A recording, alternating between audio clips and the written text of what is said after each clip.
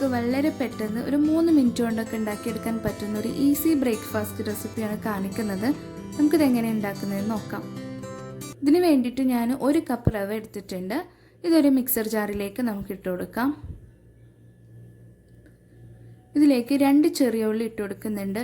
1 cup റവയിലേക്ക് 2 ചെറിയ ഉള്ളി തന്നെ മതിയാവും കേട്ടോ. അതിലേക്ക് ഇട്ട് കൊടുത്തിട്ട് അതോടൊപ്പം തന്നെ അതിലേക്ക് ഒരു മുട്ടയും കൂടെ ഇട്ട് കൊടുക്കണം. ഇനി മുട്ട ചേർക്കാൻ ഇഷ്ടമില്ലാത്തവർക്ക് ഒരു 1/4 കപ്പ് തൈര് ചേർത്ത് കൊടുക്കാം. ആവശ്യത്തിനുള്ള ഉപ്പും കൂടെ ഇതിലേക്ക് ഇട്ട് കൊടുക്കാം. 1 കപ്പ് റവയിലേക്ക് 1.5 കപ്പ് വെള്ളം ഒഴിക്കണം. അപ്പോൾ 1.5 കപ്പ് വെള്ളം ഒഴിച്ചെടുത്തിട്ട് നമുക്കിതൊരു സ്പൂൺ വെച്ചിട്ട് ഒന്ന് ഇളക്കിയെടുക്കാം. അല്ലെങ്കിൽ നമ്മളിത് അടിച്ചെടുക്കുന്ന സമയത്ത് റവയൊക്കെ ഒന്ന് കട്ടയായിട്ട് താഴെ കിടക്കും. 1 മിനിറ്റ് ഒന്ന് നല്ലൊന്ന് അരച്ചെടുക്കാം. അരച്ചെടുത്തിട്ടുള്ള മാവാണ് ഇതൊരു ബൗളിലേക്ക് ഒഴിച്ചു കൊടുക്കാം.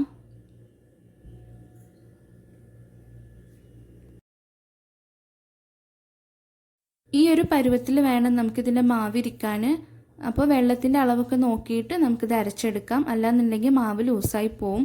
ഇതിലേക്ക് വറ്റൽ മുളക് 1 സ്പൂൺ ചെറുതായി അരിഞ്ഞത് ഇട്ട് കൊടുക്കുന്നുണ്ട്. കുറച്ച് എരിവിൽ നമുക്ക് ഈ ഒരു അപ്പം കഴിക്കുമ്പോഴാണ് കേട്ടോ കൂടുതൽ ടേസ്റ്റ്. അതോടൊപ്പം തന്നെ 1 സ്പൂൺ ചെറുതായി അരിഞ്ഞിട്ടുള്ള കറിവേപ്പില ഇട്ട് കൊടുക്കുന്നുണ്ട്. പിന്നെ ഒരു ടേസ്റ്റിന് വേണ്ടിയിട്ട് 1/4 ടീസ്പൂൺ ചെറിയ ജീരകം ഇട്ട് കൊടുക്കുന്നുണ്ട്. അതിൻ്റെ ഫ്ലേവർ ഇഷ്ടമുള്ളവർക്ക് അത് ഇട്ട് കൊടുക്കാം. അല്ലാന്നുണ്ടെങ്കിൽ അത് മാറ്റാം കേട്ടോ. എന്നിട്ട് നല്ലപോലെ ഇതൊന്ന് തവി വെച്ചിട്ട് ഒന്ന് ഇളക്കിയെടുക്കാം. ഇതിലേക്ക് നിങ്ങൾക്ക് തേങ്ങ വേണമെങ്കിൽ കുറച്ച് 1-2 സ്പൂൺ തേങ്ങ ചിരവിയതും കൂടെ ഇട്ട് കൊടുക്കാം. നമുക്കിനി ഇത് പെട്ടെന്ന് തന്നെ ചുട്ടെടുക്കാം. റെസ്റ്റ് ചെയ്യാനൊന്നും വെക്കേണ്ട ആവശ്യമില്ല. ചൂടായ പാനിലേക്ക് ഞാനിവിടെ 1 ടേബിൾ സ്പൂൺ വെളിച്ചെണ്ണ ഒഴിച്ചു കൊടുത്തിട്ടുണ്ട്. എന്നിട്ട് ഒരു തവി മാവ് അതിലേക്ക് ഇട്ട് കൊടുത്തിട്ട് ജസ്റ്റ് ഒന്ന് പരത്തി കൊടുക്കാം. വെളിച്ചെണ്ണയ്ക്ക് പകരം നെയ്യിലും ഇത് ചുട്ടെടുക്കാം കേട്ടോ. അപ്പോൾ നെയ്യിൽ ചുട്ടെടുക്കുമ്പോൾ ഒന്നുകൂടി ടേസ്റ്റ് കൂടുതലായിരിക്കും. ഇനി ഓയിൽ ഉപയോഗിക്കാൻ ഇഷ്ടമില്ലാത്തവർക്ക് നോൺ സ്റ്റിക്കിൻ്റെ പാനാണെങ്കിൽ അങ്ങനെ ചുട്ടെടുക്കാം. കുറച്ചൊക്കെ ഓയിൽ ചേർത്ത് ചുട്ടെടുക്കുമ്പോഴാണ് ഇത് കാണാനും അതുപോലെ തന്നെ കഴിക്കാനും നല്ല ടേസ്റ്റ്. അപ്പോൾ 1 മിനിറ്റ് നമുക്ക് ലോ ഫ്ലെയിമിലിട്ടിട്ട് ഇതൊന്ന് ഒരു സൈഡ് ഒന്ന് വേവിച്ചെടുക്കാം.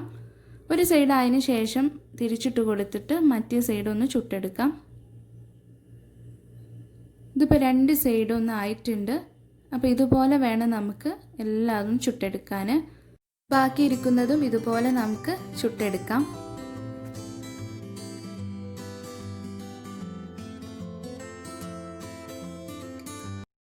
അപ്പോൾ ഇതാ ഞാൻ എല്ലാം ചുട്ടെടുത്തിട്ടുണ്ട്. ഒരു പ്ലേറ്റിലേക്ക് ഇട്ട് കൊടുക്കുന്നുണ്ട്.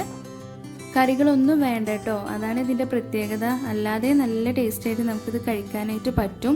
ഇനി രാവിലെ മാത്രമല്ല, നമുക്കിത് വൈകുന്നേരം ആയാലും ചായൻ്റെ കൂടെ ഉണ്ടാക്കാൻ പറ്റുന്നൊരു ഈസി റെസിപ്പിയും കൂടെയാണ്.